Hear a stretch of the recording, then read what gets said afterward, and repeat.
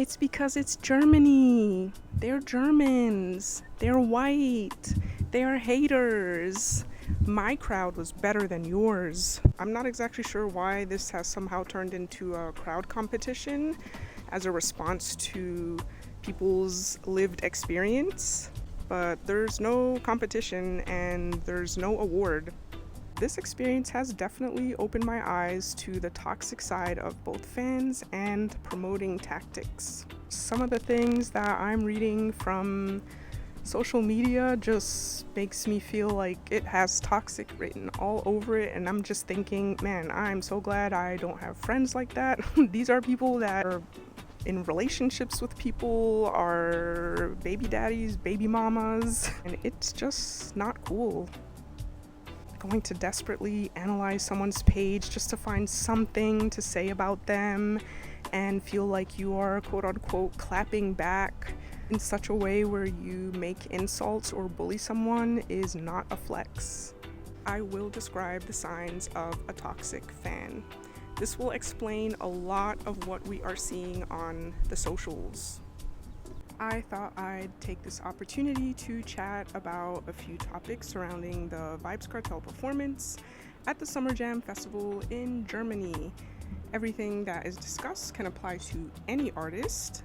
This experience allowed me to observe and reflect on some general aspects surrounding concerts, artists, fans, and promotions. I will discuss the toxic fans and toxic promoting, quality of live vocals, integrity and responsibility of an artist, artists and illness, varying standards and expectations of a live show, and finally, some things that I think many fans can relate to. There will also be an educational aspect, and I will be tying everything into wellness and mental health, which is my specialty and a topic I love. What I express in this video is my experience with the live show in Germany and my opinion. If you fall in line with being a toxic fan and exhibit any disrespect to me or my supporters, and I will elaborate on that in just a moment, you will be blocked.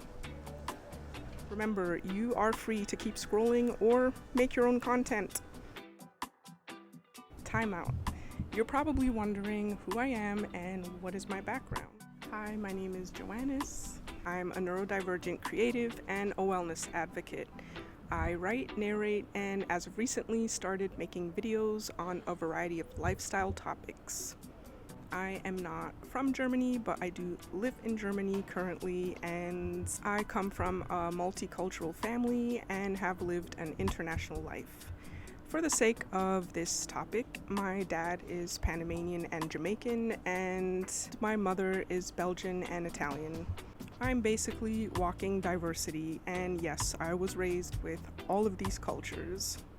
It has allowed me to have a very balanced view on culture in general, and also allowed me to compare and contrast differences in cultures.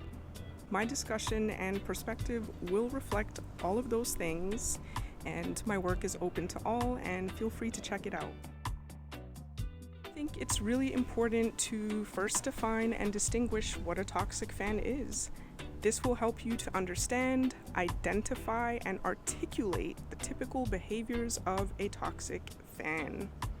I will highlight that typically those who most struggle to accept constructive criticism of themselves or people that they admire, love, or are obsessed with are those who are narcissistic, those with RSD, which stands for rejection sensitivity dysphoria, and when it comes to fans specifically, those who tend to idolize. We would refer to it as cognitive dissonance. I will get into this soon. I think it's more than okay to get excited and feel happy when you get to see an artist that you like. For me, I understand that at the end of the day, they are people just like us. They are not perfect. They have their set of issues, and they are not above having mental health issues, no matter how good their music is or how long you've been listening to their music. When it comes to artists, some can be genuine, kind, and authentic outside of their craft, and some may have a reputation for being unpleasant, rude, or toxic. I know it may feel disappointing when it's an artist you've been following or supporting for a while. I think there's also just a healthy balance of supporting or being excited about an artist you like and not crossing the line of being obsessive. Signs of a toxic fan. After I read some of the comments regarding how terrible the live vocals were, I could see the bizarre responses from the toxic fans. I must say, they almost always have the same behavior pattern, and once you see where they reach, the reactions or responses become predictable.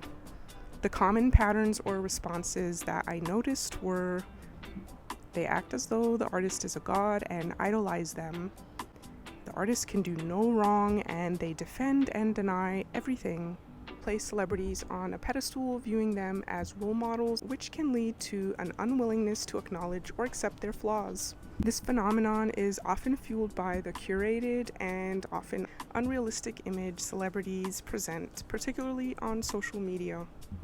They become reactive and resort to gaslighting or attempted insults at any fan that expresses the reality about the experience that they had. Cognitive dissonance. When faced with evidence of a celebrity's wrongdoing, fans may experience cognitive dissonance, the mental discomfort of holding conflicting beliefs. To reduce this discomfort, they may rationalize the celebrity's actions, deny the evidence, or even attack those who criticize their idol. Sound familiar? I will add to this one a toxic aspect, culturally speaking, that it also translates to them taking anything they deem negative or as an insult to not only the artists they are obsessed with, but to choose to add in their culture, which is highly unnecessary. Things such as, if you're white and the artist is black, they'll blame it on your race. If the show is in Europe, then again, they'll base it on Europe being European or being in a certain country, race, or culture. Those factors have absolutely nothing to do with the quality of a live vocal performance. Idealization and parasocial relationships. Fans often develop a strong emotional attachment to celebrities, sometimes even viewing them as friends or family. This can lead to a sense of ownership and a belief that they know the celebrity intimately, even when they only see a carefully constructed persona. This idealized image can make it difficult for fans to accept that their idol might have flaws or make mistakes. Also, these ridiculous attempts at sizing up who is a bigger fan just make you look bad. You are not superior because you feel you perceive yourself to be more of a fan than another. Honestly, it just comes off unhealthy and makes you look obsessed. You do not win an award for being more of a fan than the next person, and yet again, irrelevant. Who cares about this, and what does it have to do with the artist performing poorly? Making excuses for them, even if they are ill, is not an excuse for a poor performance. It's their responsibility to be honest with themselves and their fans, whether they can deliver a quality performance knowing the status of their health. While it doesn't need to be perfect, or if they're an older artist, it doesn't need to be exactly as it was when they were younger, it should still uphold standards and be a quality or enjoyable experience for fans. Lack of critical thinking. Not all fans are equally critical thinkers. Some may blindly accept everything they see or hear about a celebrity without questioning it, while others may lack the ability to separate the art from the artist. It's important to remember that while healthy admiration for celebrities is normal, excessive or obsessed behavior can be harmful both for the fans and for the celebrities themselves. Escapism and wish fulfillment. For some fans, celebrity worship serves as a form of escapism from their own daily stresses and problems. Obsessing over a celebrity's seemingly glamorous and easy life can prove a temporary distraction from their own challenges. I can see an association for the fans that have a tendency to idolize materialism, vanity, status, luxury brands, etc. This type of flaunting from an artist only adds to fueling the toxic fan base that may have this added mentality on top of being obsessed. I think a lot of people are very invested in striving to achieve these superficial symbols, therefore making them further idolize the artist they love. Perhaps giving them a sense that one day they can acquire these materialistic things as well and feel like they have this sense of "I've arrived."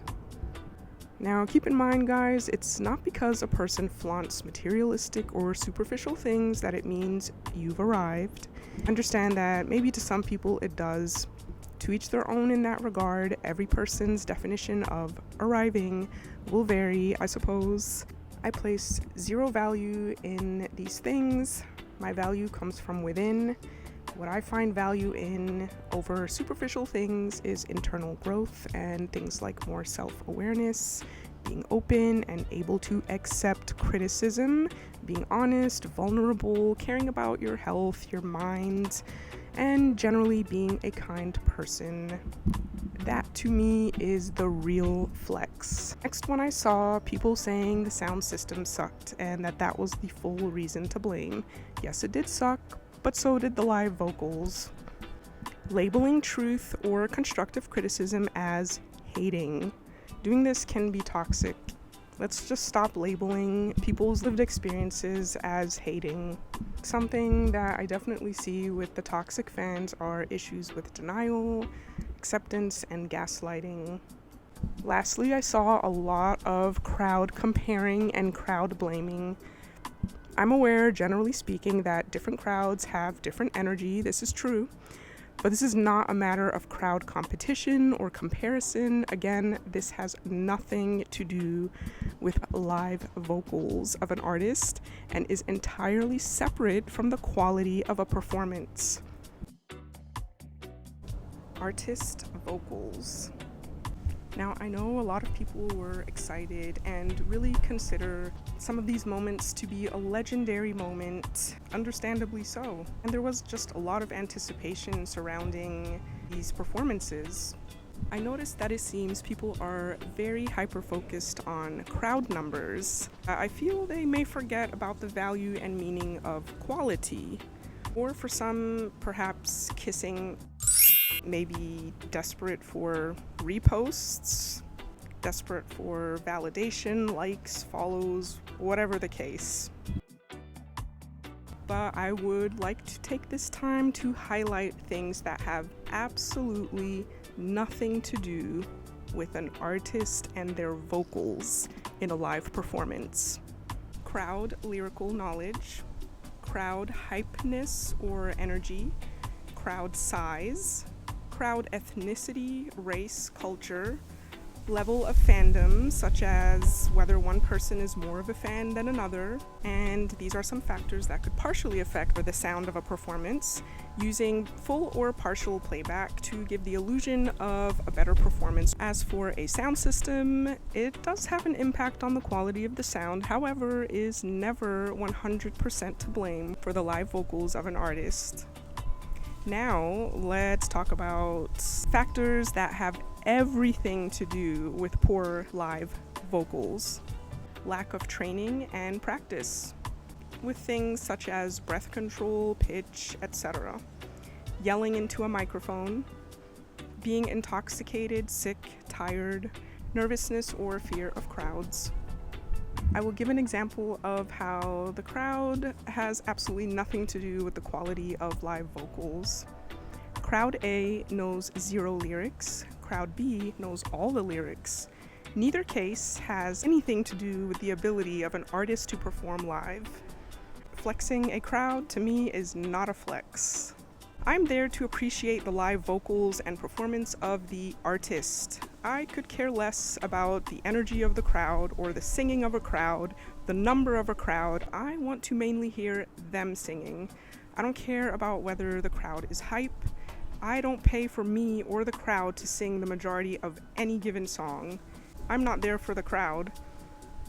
And by even deflecting and reaching to use this as some sort of defensive response is not only irrelevant, But for those that have been posting thinking they are flexing as a competition to another location, if anything, that only further highlights and strengthens the idea that the artist is using your hype, your singing, your volume and excitement to cover up for their lack of vocals or exhaustion, especially when done in excess. Artists and fame. While we are all humans, we do have two very different set of lives when it comes to artists and regular people. It's important to also be aware that once a person reaches a certain level of fame or success, it can be really easy to be surrounded by yes men, or people who want to milk your success to make as much money as possible off of you no matter what.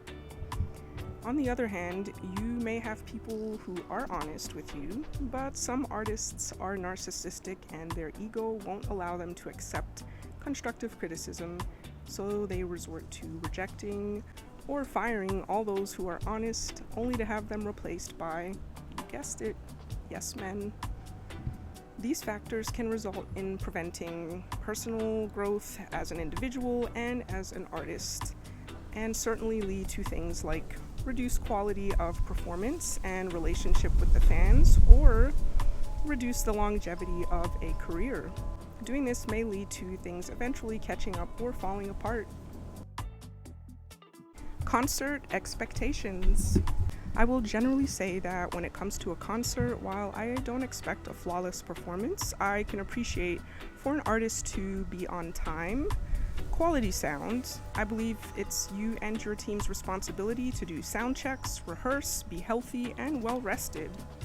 Quality performance, not one where you're exhausted, drunk, or yelling into a microphone, have no breath control, don't know the lyrics, or constantly put the microphone to the audience to compensate or look like you're going to collapse.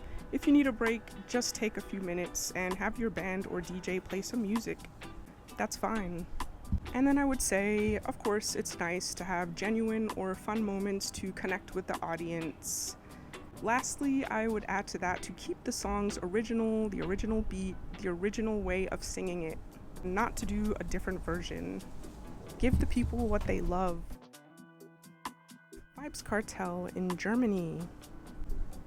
Some of you may have noticed in particular two things going on. One, social media managers deleting comments that they feel don't favor the artist or their event, even when it's the truth.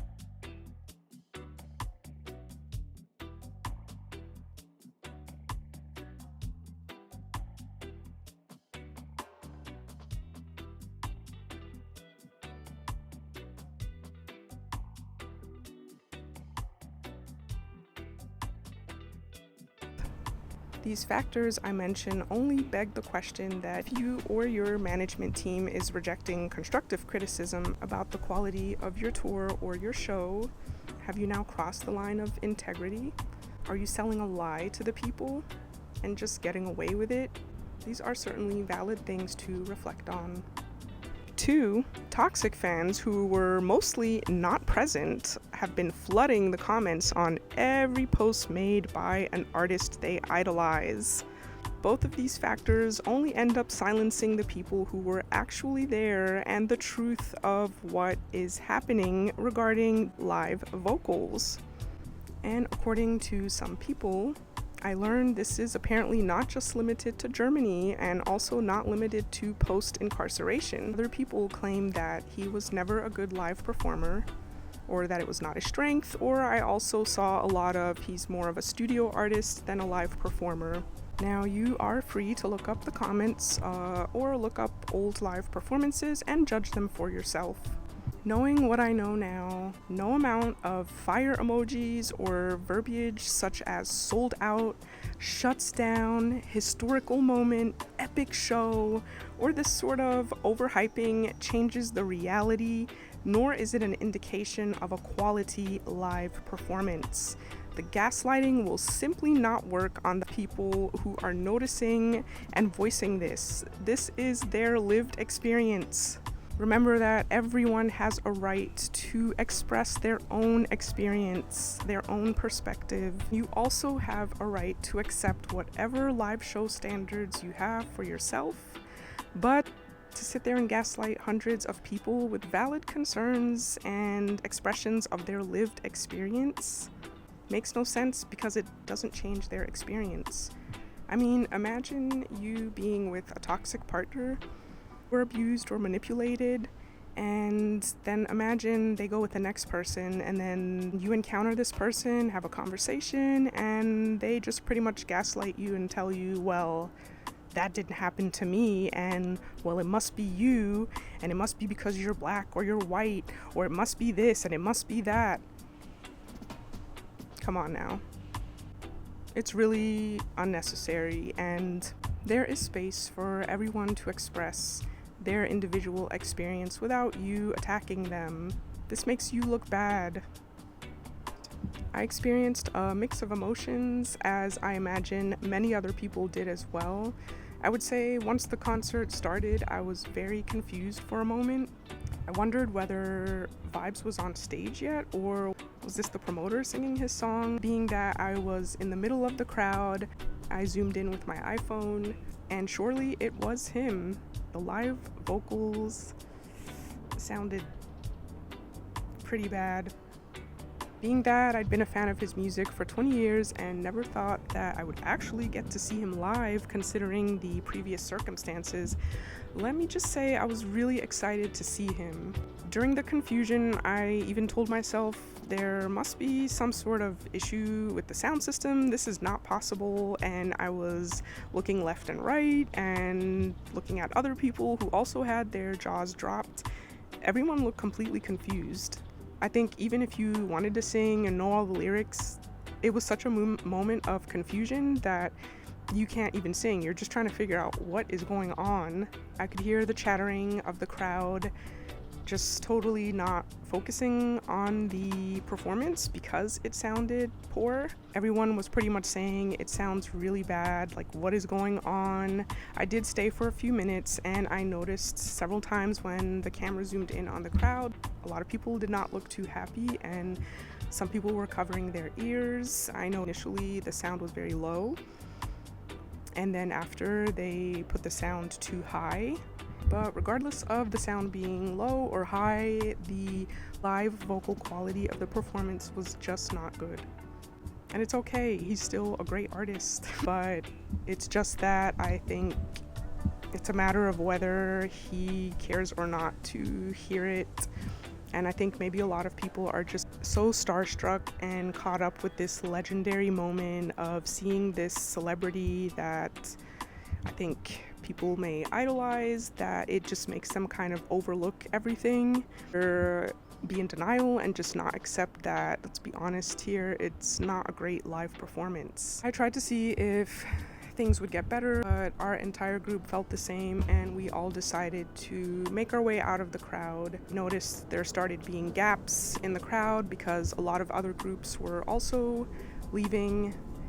As we made our way just outside of the crowd on the sidelines, we noticed that pretty much half of the back audience was clearing out. It was a lot of shock and disappointment, and you can feel that the energy completely changed. People's facial expressions, body language, and all the chatter that was going on about it. I will say that Vybz Kartel, without a doubt, is a lyrical genius.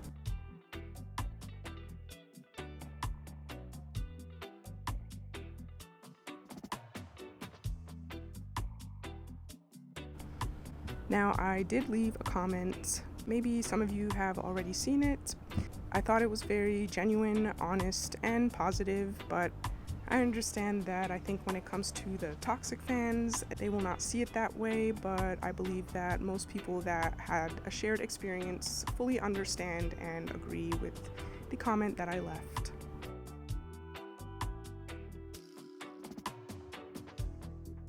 I was there. Two things can be true. There's no denying, as a fan of Vybz for 20 years, that he is a legend and absolutely made a mark. but in the most loving way, as I'd say to a loved one, and I'd want my friends, close circle, or fans to do the same to me. The reality is the live was not good, and yes, half the crowd left. Many comments were deleted about the reality of the live show. I know it may be confusing, but many comments that are there are from fans that were not there. Both the sound quality and the voice were not good. This is not an attack, and fans expressing this does not make them haters. Let's calm down. I'm sure in his shoes I can empathize that it must be hard to manage the pressure of pleasing the fans, making up for lost time, while managing health, mental health, etc. While we may love his artistry, it doesn't negate that I think an artist should still care to listen to constructive criticism. He is still very talented, but maybe not in this particular area. There may be more going on behind the scenes, of course, but who knows, maybe investing in artist development, vocal lessons, and better sound system, and generally not yelling into a microphone that already amplifies your voice would all help. He has a very nice speaking and calm voice. He also doesn't need to bring the same energy of back then because he is a legend and the music speaks for itself. We'll pay a lot of money and travel worldwide to see him, so yes, it does matter. And lastly, someone blamed race. As for the crowd being honest, I was there. All races, skin tones, and nationalities left the show early and felt the same. I'd love to see Vybz excelling in all areas, and I wish him nothing but the very best. Another perspective is the fact that I know he did openly express his health challenges with an autoimmune disease called Graves' disease.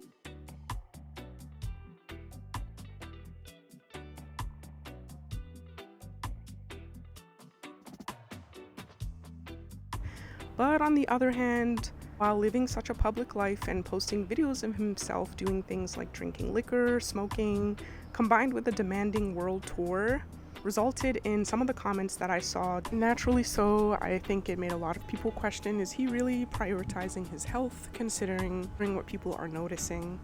Some people expressed he appeared intoxicated as to a reason of why his performance may have been poor. Needless to say, whatever it was, be it one thing or a combination of things, it is clear that something was off. Hence why half the crowd left. I definitely expected it to be the highlight of the weekend, but it was a disappointment. I still did have a lot of fun at the festival with my friends, and just with the energy and the vibe, I'm glad that I did make the effort to come out to see his performance. And look, I know it may be hard or sad to come to terms with a person we care about or admire, changing in some sort of way, taking away parts of them we grew to know and appreciate, but it is a reality we must all face at some point and come to terms with. Life changes, we change, and it's always better if we try to work with those changes and learn to accept them.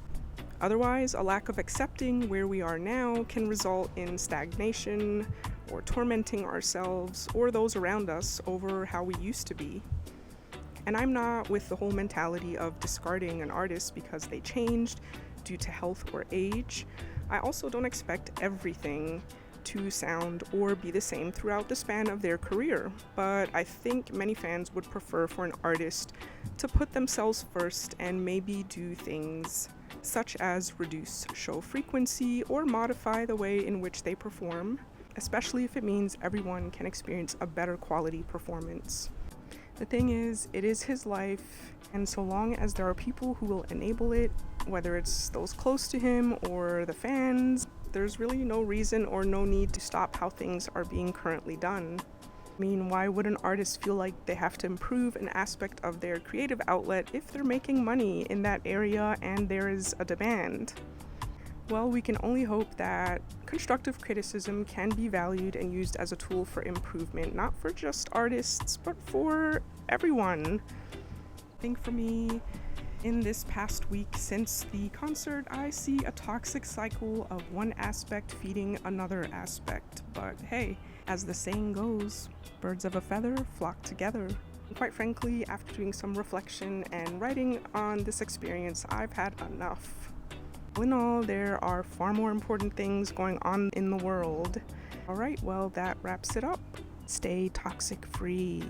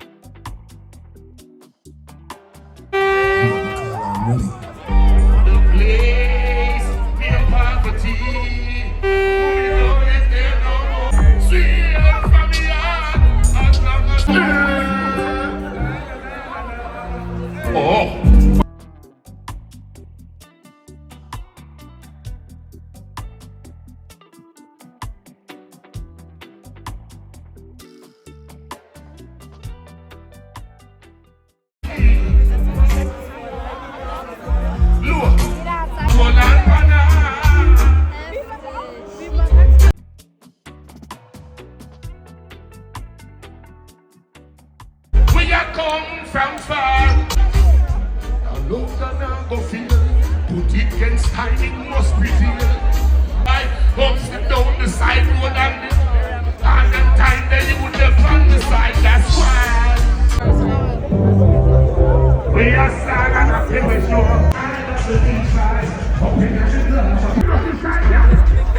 If you have a food man.